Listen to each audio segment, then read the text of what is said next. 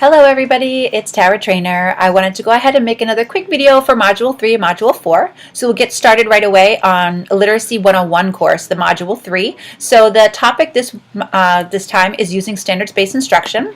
So right inside the very first link here is going to be all information that we need to know on the standards, the history of the standards, the anchor standards, the quick reference guides, parent guides, and even a couple of videos that can show you exactly what standards-based instruction looks like. And then for just an extra FYI, there's something really cool called Curate out there that may be something you are interested or not interested in, but it's just a basic page of FYI. So the project for the Literacy 101 course is for you to create a literacy lesson plan. So it's choosing a standard and writing for me a lesson plan of how you would carry out that standard so that we can start practicing our standards-based lesson delivery. In Module 4, we have vocabulary as our main topic. So this is a vocabulary boost. There are some basic skills, the first couple of things for us to read, and then after that there are 8 different activities that can be actually used inside classrooms for developing vocabulary. So your job is to skim through each one of these, and then of course your project is going to be to go ahead and teach using one of those. So if you do not have your own classroom, or you are a special ed teacher, a reading specialist, it might be a good idea to share these ideas with other teachers and see if you can maybe teach for a little bit of time in there or observe someone teaching a vocabulary lesson. But either way, it would be great if we get an opportunity to try out these ideas and then see how they work before we can recommend them to our colleagues or to other teachers. So that takes care of the Literacy 101 course. In the 201 course in Literacy Leadership, we're talking in Module 3 about organizational changes. And the very first thing that becomes very challenging, as all administrators and coaches realize, is how to change habits that teachers actually have.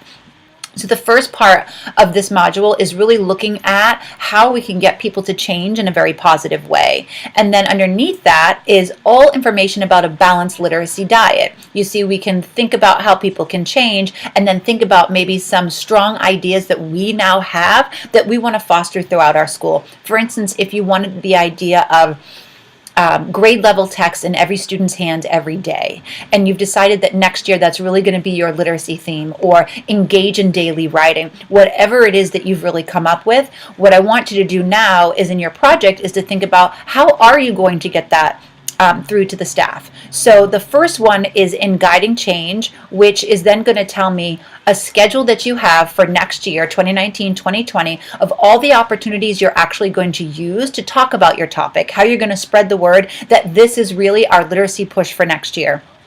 Do your research, do your reading, and then make a decision about what you're going to do and how you would present this next year to your staff. And for Module 4, that is going to talk directly to teachers who we feel are struggling, teachers that we know that maybe have gone through a coaching cycle already, or teachers who just don't seem to be picking up on the literacy ideas that have been presented so far. So these are different ways for how to coach a struggling teacher.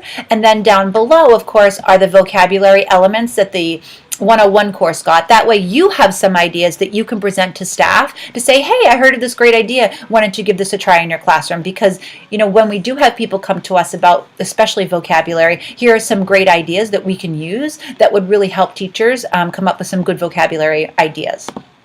Your project for Module 4 can be to observe a teacher in your building, or you can watch a 10-minute video from one of the DESE videos or the teaching channel, and then your job would be to talk to that teacher about how they can make a change in their practice using one of the resources. So if you think back to the articles, how best to talk to a teacher, then feel free and go for it and kind of write how it would go. From there, we also want to introduce to that teacher the list of resources ideas that we have. So, hey, we're noticing that maybe we're going to make a change in this area. Look at these great new ideas. So it's going to be you presenting the ideas to the teacher.